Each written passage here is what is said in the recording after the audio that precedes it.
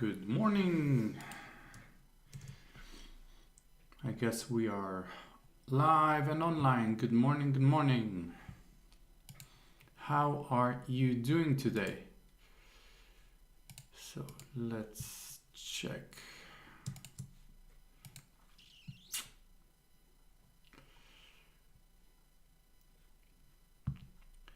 It's always great coming on here every morning and sharing some ideas and also the work with you. It's really nice. So, what are we going to do today? As always, as every morning, gratitude for me and some affirmations. Today I might switch some things, switch gear a little bit, and also work on a plan. Like I have a notebook that I use for my daily activities. It's something like that, like six daily action plans, which comes from a teaching from Bob, who got it from Earl Nightingale in Lead the Field, and it is an idea that really helps focus on the tasks ahead and a system to do more, to be more effective. So I will be looking into that today eventually. That's it. And you can as well check what you're going to do, what resonates with you, and follow along. Just do your things. Do what resonates with you. Do what you want to do. Do something that energizes you for the day.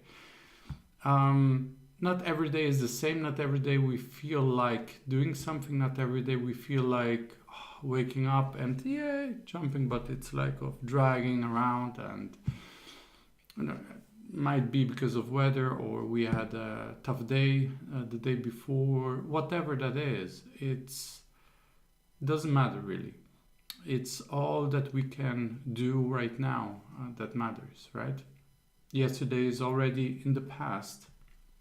We shouldn't be looking into tomorrow, but into right now. What can I do right now? So gratitude helps us for staying really in the moment, staying in the now, and thinking about, okay, what am I grateful for? It is a great exercise to rethink about the things that we are happy about, that we are grateful for, that make us feel connected, let's say it like that. But it's really even more than that. Just think about the past 2 years and the pandemic.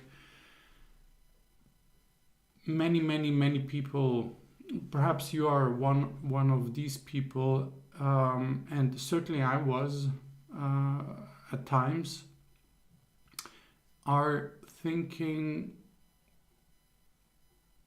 about all of these things, and it's not a nice way of spending your time to think about such things, because